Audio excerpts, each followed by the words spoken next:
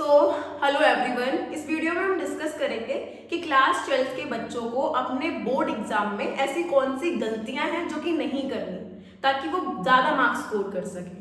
होता है कुछ सिली मिस्टेक्स होती हैं जो कि हम अपने एग्जाम की प्रिपरेशन करते हुए कर देते हैं। एनसीईआरटी की बुक स्किप कर दी, नोट्स थोड़े ज़्यादा ही हाई लेवल पढ़ लिए, है ना। तो कुछ गलतियां हैं जो कि ऑब्वियसली हम किसी भी एग्जाम की प्रिपरेशन से पहले कर रहे होते हैं, अपनी प्रिपरेशन में, अपने एग्जाम को अटेम्प्ट करते वक्त। तो कौन सी ऐसी गलतियां हैं जो कि हमें नहीं करनी है ताकि हम मार्क्स स्कोर कर सकें। तो कुछ ऐसी मिस्टेक्स की लिस्ट बना के मैं आपके पास लेके आई हूँ इस वीडियो में, जो कि आप उनका लिस्ट बना सकते हो और देख सकते हो कि क्या आप वो गलतियां कर तो नहीं रहे या फिर अपने एग्जाम में उन गलतियों को करने तो नहीं वाले। ठीक है, तो उनको आप स्किप कर सकते हो। अगर आप उन्हें स्किप कर दोगे उन गलतियों को तो ज्यादा मार्क्स स्कोर कर पाओगे। ठीक है, तो वही कुछ लिस्ट है। अगर ये मिस्टेक्स आप कर रहे हो अपनी प्रिपरेशन के दौरान, मतलब कि आप अच्छे से प्रिपेयर नहीं कर रहे हो, ठीक है, तो इसीलिए वो सारी मिस्टेक्स एक बार देख लेना। होता है छोटी मोटी मिस्टेक्स हो जाती है प्रिपरेशन के टाइम पे, एग्जाम की प्रिपरेशन के टाइम पे। तो कौन सी ऐसी टॉप 10 मिस्टेक्स होती हैं जो कि हम अपने एग्जाम की प्रिपरेशन के टाइम पे कर देते हैं, जिसकी वजह से हम टॉप नहीं मार पाते, ज्यादा मार्क्स स्कोर नहीं कर पाते। तो कौन सी ऐसी मिस्टेक्स है, लेट्स डिस्कस। और वो मिस्टेक्स आपको बिल्कुल नहीं करनी, एग्जाम के टाइम पे अवॉइड करनी है। ठीक है, सबसे पहली मिस्टेक तो ये है इग्नोरिंग द सिलेबस। पढ़ाई नहीं कर रहे हैं। बोर्ड एग्जाम्स है अगले तीन मंथ्स में, या फिर जितने भी डेज आपके पास प्रेजेंट है उनमें आपका बोर्ड एग्जाम्स है, लेकिन आप बेसिकली क्या कर रहे हो, अपने जो सिलेबस है उसको अवॉइड कर रहे हो, इग्नोर कर रहे हो पढ़ाई करने को। तो वो चीज नहीं करनी। पहले सिलेबस पूरा रीड कर लेना है, देख लेना है कि सिलेबस में चीजें क्या क्या है। कभी कभी हम अपनी प्रिपरेशन में क्या कर रहे होते हैं ना, कि सिलेबस कुछ और, सिलेबस पूछने वाला कुछ और होता है हमसे, हम प्रिपेयर कुछ ज्यादा ही कर लेते हैं, या तो हम अंडर प्रिपेयर्ड हो जाएंगे या ओवर प्रिपेयर्ड हो जाते हैं, है ना, एक्स्ट्रा पढ़ लेते हैं। तो जितना सिलेबस में है सिर्फ वही एडिक्वेट अमाउंट हमें पढ़ना है। ठीक है, बेसिकली जितना भी सिलेबस में, सिलेबस अगर तुम्हें दिया है तो सीबीएसई ने कुछ सोच समझ के अपना सिलेबस बनाया है। एक मिनट, हाँ, सीबीएसई ने कुछ सोच समझ के अपना सिलेबस बनाया है, तो उसी पे स्टिक करना है, स्टिक टू द सिलेबस। अपने सिलेबस को ही तुम्हें एकदम उसी को प्रिपेयर करना है। ठीक है ना ओवर प्रिपेयर्ड होना है। ऐसा नहीं है कि कोई टॉपिक तुम प्रिपेयर कर रहे हो उसको तुमने एक्स्ट्रा ही पढ़ लिया है, इतना पढ़ लिया है कि तुम 1 वीक में उसी पे टाइम वेस्ट कर रहे हो। वो चीजें तुमको नहीं करनी है। ठीक है, not understanding the complete syllabus is a common mistake। Syllabus को पूरा अच्छे से रीड नहीं किया। क्या करना चाहिए, जो भी सिलेबस तुम्हारा है बोर्ड एग्जाम का, उसका एक प्रिंट आउट लो और पूरा समझ लो उसको कि उसमें क्या क्या चीजें आ रही हैं। ठीक है, तो हमने सिलेबस को समझा नहीं और पहले ही पढ़ना चालू कर दिया, वो चीज नहीं करनी। जो टॉपिक्स पूछे जा रहे हैं सिलेबस में सिर्फ वही प्रिपेयर करने हैं। वही क्या है, always refer to the latest syllabus. जो सिलेबस है वही देखना है। ऐसा नहीं है तुमने 2023 का देख रहे हो, अरे तुम्हारा 24-25 का है ना सेशन, तो उसका प्रिपेयर करना है तुम्हें। ठीक है, तो लेटेस्ट सिलेबस एक बार देख लो। जब भी तुम उसके ऑफिशियल वेबसाइट से डाउनलोड कर रहे हो तो देख लो कि बेसिकली सिलेबस है क्या, and focus on the weightage of the topics. कौन सा टॉपिक कितने वेटेज का है। अगर बायोलॉजी की बात करें तो देख लो सिलेबस में कि बायोलॉजी का रिप्रोडक्शन वाला यूनिट कितने वेटेज का है। ठीक है, फिर इवोल्यूशन वाला यूनिट, इकोलॉजी वाला यूनिट, वो बेसिकली उसका वेटेज क्या है, वो पूरा तुम्हें देखना है। वो सारी चीजें तुम्हें स्टिक करनी है, उन चीजों के हिसाब से ही तुम्हें प्रिपरेशन करनी है। अगर वैसे प्रिपेयर नहीं करोगे तो मार्क्स नहीं आते। ठीक है, ये कुछ कॉमन मिस्टेक्स हो गई। सिलेबस को इग्नोर नहीं करना है। नेक्स्ट पे आ जाओ, that is poor time management. Time management अच्छे से नहीं कर रहे हैं। क्या कर रहे हैं, फिजिक्स पढ़े जा रहे हैं तो फिजिक्स ही पढ़े जा रहे हैं, केमिस्ट्री को टाइम नहीं दिया, बायोलॉजी को टाइम नहीं दिया, फिर एग्जाम के टाइम पे होश आ रहा है। वो नहीं करना है, तुम्हें टाइम मैनेजमेंट अच्छे से करना है। वही कह रहा है, avoid wasting time and follow a well structured time table. अपना टाइम टेबल बनाओ, उसी को फॉलो करो कि इतने टाइम तक तुम्हें केमिस्ट्री पढ़नी है, इतने टाइम तक फिजिक्स पढ़ना है, इतने टाइम तक बायोलॉजी पढ़नी है। ठीक है, तो तुम्हें टाइम नहीं वेस्ट करना वहां पे। जिस दिन तुम्हें लगता है कि हाँ भाई आज मुझे थोड़ा सा एक रिफ्रेशमेंट वाला टाइम चाहिए, थोड़ा माइंड फ्रेश करना है, आज मैं पढ़ाई नहीं करूंगा, तो ऐसा टाइम भी निकाल लो। पूरे वीक में ऐसा नहीं है हर दिन पढ़ते जा रहे हो, टाइम उस हिसाब से बैलेंस कर लो। तो टाइम मैनेजमेंट अच्छा कर लेना है। हर सब्जेक्ट को प्रॉपर टाइम देना है। Then prioritise difficult topics and allocate specific time for each subject. Basically क्या करना है, जो भी टॉपिक्स तुम्हें लगते हैं ये वीक एरियाज है, ये पहले की वीडियोस में मैंने भी ये तुम्हें चीजें बोली हैं कि जो तुम्हारे वीक एरियाज है उनको पहले ही लिख लो कि ये टॉपिक्स मेरे स्ट्रांग नहीं है, इनको मैं रीड कर लूंगा, पढ़ लूंगा, ठीक है, तो उस हिसाब से तुम प्रिपेयर कर पाओगे। तो टाइम मैनेजमेंट में ये सारा करना है, ठीक है। वीक एरियाज अगर छोड़ के चले जाते हैं, मान लो पूरे साल कोई भी तुम्हारा टॉपिक है तुम्हें अच्छे से नहीं आता, से ऑप्टिक्स है, सबसे ज्यादा फिजिक्स में ही होता है, फिजिक्स के ऐसे टॉपिक्स होते हैं पूरे साल अंडर एस्टिमेट करेंगे, है ना। रे ऑप्टिक्स है, लास्ट में पढ़ने बैठे हैं, ठीक है। रे ऑप्टिक्स है, नहीं आता, पहली बार में समझ आता ही नहीं है, जब पढ़ा रहे होते तब भी नहीं समझ आता, लास्ट तक सोचते रहेंगे एग्जाम के टाइम पे करेंगे करेंगे, टाइम आता नहीं है, ठीक है। तो रे ऑप्टिक्स ऐसे जो भी टॉपिक्स है जो कि तुम्हें लगता है कि भाई डिफिकल्ट है, मैं लास्ट टाइम पे नहीं कर पाऊंगा, ये उनके लिए पहले टाइम निकालो, पहले उनको कर लो। अगर तुम्हारा अभी कितने, मैंने क्या बोला था 45 डेज की स्ट्रेटेजी में कि एक चैप्टर को एक दिन देना है, लेकिन तुम ऐसे कर सकते हो जो एक्स्ट्रा 2 दिन वहां पे बच गए ना तुम्हारे एक्स्ट्रा, तो जो तुम्हारे डिफिकल्ट टॉपिक्स है उन पे 1 दिन और खर्च कर दो, वहां पे एक्स्ट्रा डेज दे दो। जो डिफिकल्ट टॉपिक्स है तुम्हारे, ठीक है, उसमें बेसिकली एक्स्ट्रा डेज दे दो, है ना।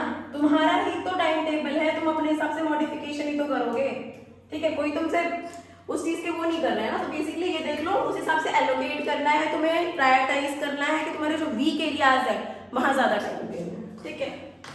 नेक्स्ट पे आ जाओ, कौन सी अब तीसरी मिस्टेक है सबसे बड़ी, नोट्स पढ़ लेंगे, एचसी वर्मा की बुक भी पढ़ ली शायद, लेकिन एनसीईआरटी जो तुम्हारी बाइबल है वही नहीं पढ़ी, वही नहीं पढ़ रहे, तो वो चीज नहीं करना है, यहाँ पे स्किप नहीं करना है एनसीईआरटी को। हमेशा ये चीज करता है कि इंस्टीट्यूट के नोट्स चल रहे हैं, ठीक है, कोई यूट्यूब चैनल हमने सब्सक्राइब कर लिया है, उसका मटेरियल है जी, मटेरियल देख के इतने खुश हो जाते हैं, एक्साइटेड हो जाते हैं, वही पढ़ने लग जाएंगे, उसके चक्कर में एनसीईआरटी भूल जाते हैं। अब जो तुम्हारा एक क्वेश्चन पेपर बनेगा बोर्ड का, बेसिकली जो क्वेश्चन पेपर बोर्ड का बनता है वो पूरा एनसीईआरटी बेस्ड होता है, ठीक है, वो पूरा एनसीईआरटी बेस्ड ही तुमसे पूछेगा, वो कुछ अलग नहीं पूछ लेता। तो बेसिकली होता क्या है वहां पे कि एनसीईआरटी से रिलेटेड क्वेश्चंस आते हैं, जो एनसीईआरटी बुक में सेंटेंस दे रखे हैं वहां से क्वेश्चंस आते हैं, पैराग्राफ से क्वेश्चंस आते हैं। तुमने एनसीईआरटी पढ़ी ही नहीं है तो एनसीईआरटी स्किप नहीं करना। NCERT books are the foundation for board exam. देखो किसी भी एग्जाम के लिए एनसीईआरटी तो मेन है, वो जो मेन कोर सब्जेक्ट तुम्हें मिलेगा ना वो एनसीईआरटी से मिलेगा। उसका रेफरेंस, तुम्हें कोई लाइन समझ नहीं आ रही किसी से पूछ लो, दूसरी बुक्स एक्स्ट्रा रेफरेंस बुक्स पे पहुंच जाते हैं, वो नहीं करना ना, एनसीईआरटी इनफ होती है, ठीक है। Skipping them can result in missing out on crucial concepts. कुछ क्रूशियल कॉन्सेप्ट्स हैं जो एनसीईआरटी में ही होते हैं, वही प्रिपेयर करने होते हैं, उसके अलावा सब प्रिपेयर कर लेंगे, एग्जाम में वही क्वेश्चन पूछ लेते हैं इसी से रिलेटेड, ठीक है, कॉन्सेप्ट से रिलेटेड, तो वो मिस आउट नहीं करना है, एनसीईआरटी तो बिल्कुल स्किप नहीं करनी, ठीक है।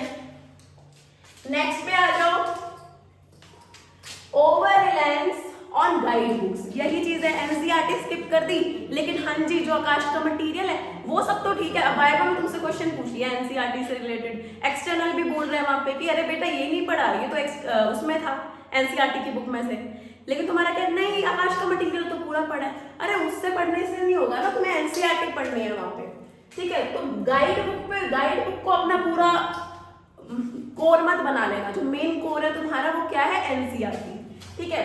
Using too many guide books can cause confusion. बहुत सारी गाइड बुक है, अगर मान लो फिजिक्स है तो फिजिक्स की बहुत सारी है, फिजिक्स की एक ही बुक है जो कि अच्छे से पढ़नी चाहिए, दैट इज एस.एल. अरोड़ा, है ना।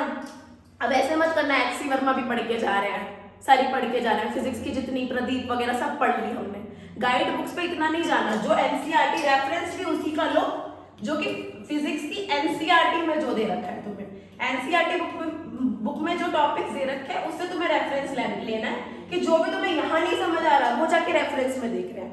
रेफरेंस में बेसिकली उसी टॉपिक को और डिटेल में दे दिया जाता है, तुम डेली लाइफ से तुम एक कोरिलेट कर पाओ इसीलिए दिया जाता है।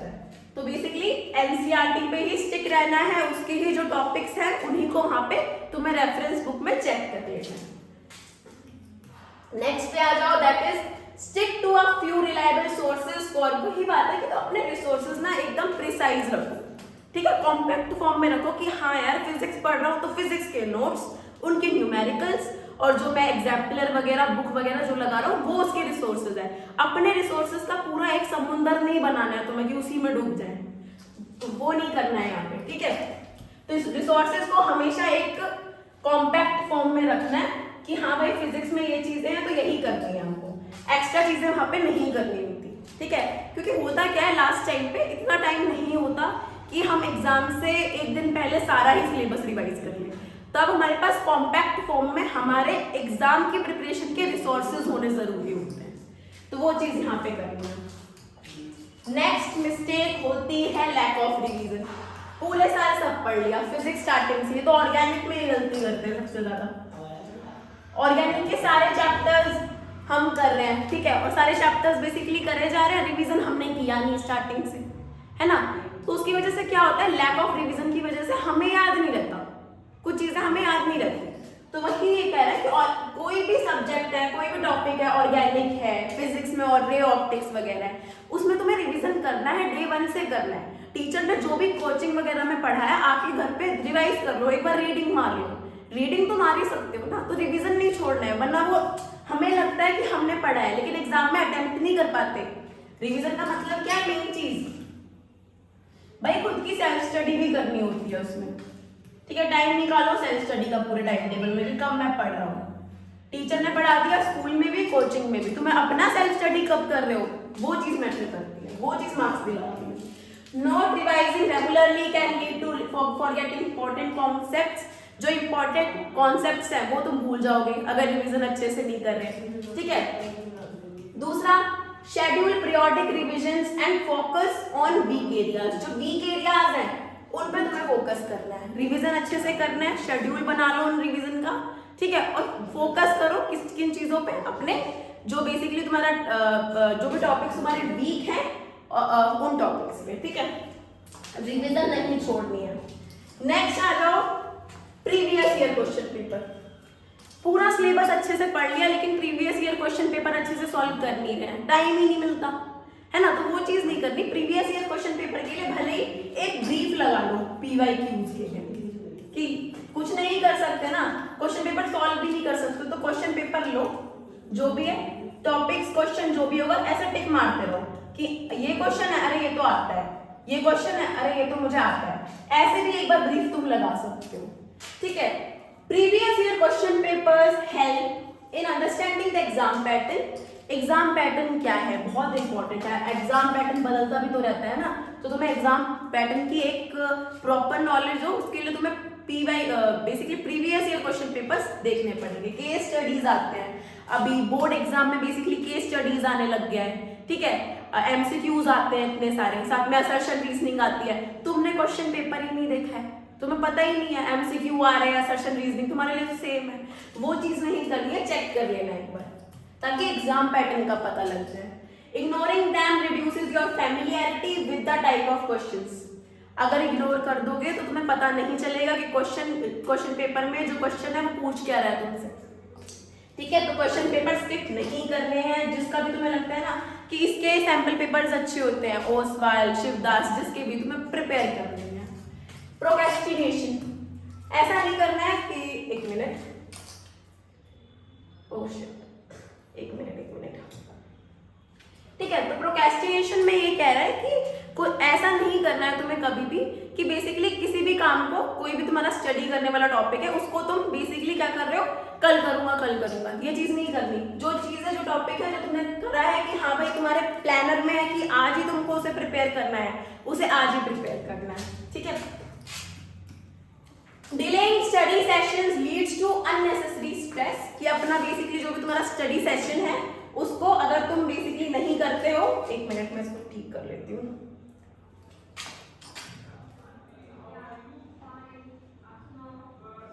हाँ जी, ठीक है, अब ठीक है ये, now this is fine, okay, ठीक है। तो बेसिकली प्रोक्रेस्टिनेशन का मतलब ये क्या कह रहा है कि तुम्हें कभी भी ना कोई भी टॉपिक जो भी तुम पढ़ने वाले हो अपने प्लानर के हिसाब से कि आज संडे है, सैटरडे है, जो भी है, मैं ये टॉपिक पढ़ने वाला हूँ, उसको ऐसा नहीं है कि बस तुम प्रोक्रेस्टिनेट करे जा रहे हो, रोज शिफ्ट करे जा रहे हो कि जो टॉपिक सैटरडे का था संडे को चला गया, मंडे को चला गया, ऐसा करके पूरा मंथ तुमने वेस्ट कर दिया है, वो चीज नहीं करनी है। Delaying study sessions leads to unnecessary stress हो जाता है क्योंकि बैकलॉग क्रिएट हो जाता है। ठीक है, start preparation early to cover the syllabus on time. पहले ही प्रिपरेशन स्टार्ट कर दो। मान लो अगर बताया भी था कि अगर 45 डेज ही बचे हुए हैं तो भाई डे वाइज से स्टार्ट कर दो। लास्ट में ऐसे भी मत सोच ले कि 15 दिन बचते तो मैं भी कर लूंगा, वो चीज नहीं करनी। ठीक है, तो प्रोक्रेस्टिनेशन नहीं करना। ठीक, ओ again 1 minute.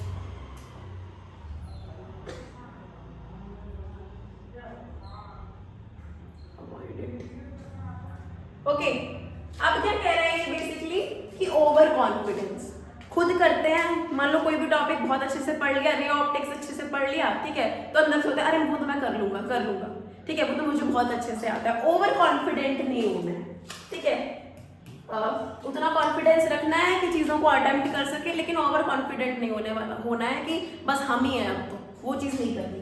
Over confidence can result in under estimating important topics. अब रे ऑप्टिक्स मान लो तुमने कभी पढ़ा है और तुमको बहुत अच्छे से आता है, तुम्हें उस टाइम पे तो लगता है बहुत अच्छे से कर लूंगा मैं तो, एग्जाम में आके तो दिखाई क्वेश्चन में कर दूंगा, लेकिन एग्जाम के टाइम पे क्या होता है, फिर भूल जाते हैं। एग्जाम में क्वेश्चन कैसे आ जाता है, वहां पे और चीजों का स्ट्रेस होता है। एग्जाम हॉल में जब बैठे होते हैं ना, तो सिर्फ क्वेश्चन पेपर का नहीं, बहुत चीजों का वहां पे स्ट्रेस हो जाता है कि अब मार्क्स अच्छे नहीं आए तो क्या होगा, पेरेंट्स क्या बोलेंगे, तो प्रेशर रहता है। तो उस टाइम पे तुम्हें टॉपिक्स अच्छे से प्रिपेयर करके जाओगे तो ही कर पाओगे, अंडर एस्टिमेट नहीं करना है। Stay humble and review all subjects thoroughly. एकदम हम्बल रहो, वही बोल रहे हैं कि अगर आता भी ज्यादा है ना तो उस पर उड़ना चालू नहीं करना है, हम्बल रहना है, एकदम डाउन टू अर्थ रहना है और एकदम अंडर एस्टिमेट नहीं करना है उन टॉपिक्स को। तो वही ये कह रहा है कि एकदम हम्बल रहो और थोरोली पूरे सब्जेक्ट को पढ़ लो, आता भी है तो रिवीजन कर लो, ठीक है, सभी यही करते हैं। देन नेक्स्ट पे आ जाओ, 1 मिनट। Neglecting health. आप बेसिकली क्या कह रहे हैं कि होता क्या है ना, इस पॉइंट में यही चीज है कि पढ़ाई हमने कर ली, अभी जितने पॉइंट्स डिस्कस करे वो किस चीज के बारे में थे कि पढ़ाई में कुछ गड़बड़ ना कर दे, कुछ मिस्टेक्स ऐसी ना कर दे बोर्ड एग्जाम की प्रिपरेशन में जिसकी वजह से हमारा स्कोर अफेक्ट हो। लेकिन अब एक चीज आती है हेल्थ की, सबसे इंपॉर्टेंट, कि पढ़ाई कर रहे हैं लेकिन खुद की हेल्थ को हम अवॉइड कर रहे हैं, फ्रूट्स नहीं खा रहे हैं, सुबह मॉर्निंग वॉक पे नहीं जा रहे, भाई बोर्ड के एग्जाम्स है, सब कुछ छोड़ दिया, नहीं, उसके साथ तुम बैलेंस करो अपनी हेल्थ को। हेल्थ फर्स्ट प्रायोरिटी होनी चाहिए, उसके साथ साथ चीजों को बैलेंस करना होता है। योगा करते हो तो योगा ऐसे मत छोड़ दो कि अभी तो बोर्ड एग्जाम्स चल रहे हैं, मैं अब योगा का टाइम नहीं मिल रहा है मेरे पास, 15 मिनट तुम निकाल सकते हो अपने टाइम टेबल से। तो हेल्थ बिल्कुल नहीं खराब करनी है, ऐसा नहीं है पूरे दिन बस बैठे रह रहे हैं, बस पढ़ाई करे जा रहे हैं, जंक फूड खाए जा रहे हैं, एक जगह पे बैठे हैं, ओबेसिटी होगी ऐसे केस में, मार्क्स तो नहीं आने वाले, ठीक है। Poor health affects concentration and productivity.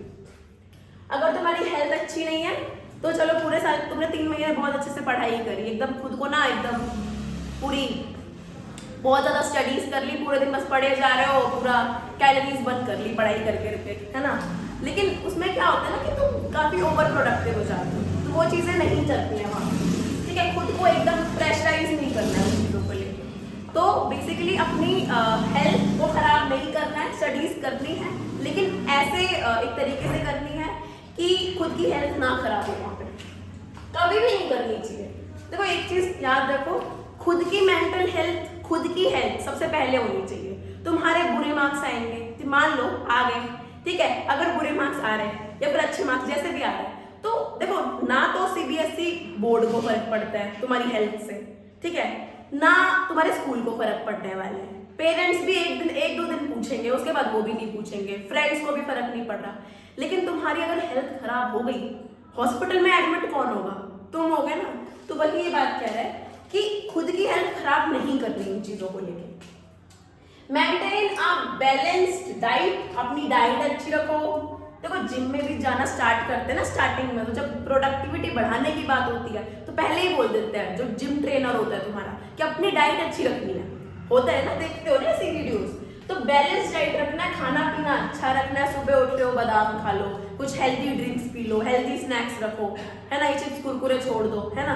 तो बैलेंस डाइट रखो ताकि खुद की हेल्थ अच्छी से रहे, और ये हर एग्जाम में होना चाहिए, पूरी लाइफ भर रहना चाहिए कि हेल्थ को अपनी प्रायोरिटी रखनी है। एक्सरसाइज करनी है, एंड गेट एडिक्वेट स्लीप। अब ये चीज तो सबसे इंपॉर्टेंट है। कुछ बच्चे क्या कर रहे हैं, पूरी रात भर पढ़ रहे हैं, कल एग्जाम है, पूरी रात भर पढ़ रहे हैं। जस्ट इमेजिन तुमने पूरी रात पढ़ाई करी है, 11-12 घंटे तुमने पूरी रात पढ़ाई करी है, सुबह जब एग्जाम देने जाओगे ना, एग्जाम लिखोगे, क्वेश्चन पेपर, आंखें धुंधला जाती है तब बेसिकली होता क्या है कि खुद की आई स्ट्रेनिंग होती है। कभी करके देखना, पूरी रात पढ़े हो, सुबह उठ के देखना आंख में ऐसी जलन मचने लगती है। ठीक है, तो अपनी स्लीप को एकदम सेक्रीफाइस करके अपना एग्जाम नहीं देना है। पूरी रात सो जाओ, नहीं पढ़ा है चाहे पढ़ा है, पूरी रात सो जाओ, सुबह एग्जाम में देखा जाएगा। ये चीज रखो, ये एटीट्यूड रखो, कर लोगे तुम। इतना है, तुमने पूरे साल पढ़ाई करी है, अभी तुम टेंशन मत लो। ठीक है, रात को तो बिल्कुल ही नहीं पढ़ना, कभी भी नहीं। सबसे बेकार हैबिट होती है, डोंट स्टडी एट नाइट। बहुत प्रोडक्टिविटी घटती है रात को पढ़ने से, रात को जग के काम करने से। जिनकी भी है उन्हें कोई ना कोई पूरे टाइम हेडेक रहता है, एंगर इश्यूज रहते हैं, मूड स्विंग्स रहते हैं, बहुत चीजें रहती हैं। तो वो चीज नहीं करनी है, पूरी रात भर उठ के पढ़ाई नहीं करनी है। तुम्हारा होता है कि नहीं, हम रात को ज्यादा अच्छे से फोकस कर पाते हैं, पूरा दिन हमें पढ़ाई करने की शांति नहीं मिलती, लाइब्रेरी ज्वाइन कर लो। लाइब्रेरी में जाओ, वहां पे बच्चे पढ़ रहे हैं, ठीक है, कोशिश करो पूरा दिन लाइब्रेरी ज्वाइन करोगे, पूरा दिन तुम्हारा प्रोडक्टिव निकलेगा। ठीक है, तो वो चीजें तुम्हें करनी है, लेकिन रात को पढ़ाई नहीं करनी। रात को जाग के खुद की स्लीप को तुम्हें एटलीस्ट 7 to 8 आवर्स एक अच्छी स्लीप लेनी है, ताकि प्रोडक्टिवली वर्क कर सको। ठीक है, अच्छे से वर्क कर सको। नेक्स्ट आ जाओ, cracking at the last minute. अब ये क्या करते हैं, पूरे साल पढ़ाई नहीं करी होती और लास्ट टाइम पे कोशिश कर लेते हैं, अरे तेरा भाई सारा रिवाइज कर लेगा, सारा रट्टा मार लेगा, रट्टा ही तो मारना है। वो चीज नहीं करनी ना वहां पे, क्योंकि लास्ट टाइम पे अगर तुम रटना होता है ना, जब रटना स्टार्ट करते हैं, दिस दिस दिस दिस होता है ना, ये चीज एंजाइटी आ जाती है अंदर से, खुद को जल्दबाजी फील होने लगती है, कुछ याद नहीं रहता। फिर एग्जाम में करा भी होगा, लास्ट टाइम पर रट्टा मार लिया, 1-2 चीजें याद रहती हैं, पूरा पैराग्राफ तुम्हें याद नहीं रहेगा, 1-2 लाइन याद कर लोगे उसके। जब एग्जाम में वही क्वेश्चन आता है ना, तो फिर सोचते रह जाते हैं, भाई कहाँ रह गए, कहीं तो पढ़ा था। तो एंजाइटी बढ़ती है अगर लास्ट टाइम पर रटना स्टार्ट करोगे। समझो, अगर लास्ट टाइम पर थोड़ा भी टाइम बचा है तो उसमें रटने से अच्छा है उस चीज को समझ लो, अंडरस्टैंड कर लो, अंडरस्टैंड करते हुए पढ़ोगे, रीडिंग मार लोगे, उस टॉपिक को एटलीस्ट एग्जाम में अटेम्प्ट कर पाओगे। ठीक है, तो last minute cramming increases anxiety. Last minute पर रटना चालू करते हो तो वो सिर्फ हमारी एंजाइटी बढ़ाती है और कुछ नहीं करती। फोकस और अंडरस्टैंडिंग कॉन्सेप्ट, सिर्फ समझो, पूरे साल लर्न नहीं करना है, सिर्फ उन चीजों को सीखना है, सिर्फ उन चीजों को समझना है, रटना नहीं है, लर्न नहीं करना है। एंड स्टे काम, बिल्कुल शांत रहना एग्जाम के टाइम पे, चिल रहो, अच्छे से करो एग्जाम्स। ठीक है, तो ये कुछ 10 गलतियां थी जो कि तुम्हें अपने एग्जाम की, बोर्ड एग्जाम की प्रिपरेशन करते हुए नहीं करनी। Thank you.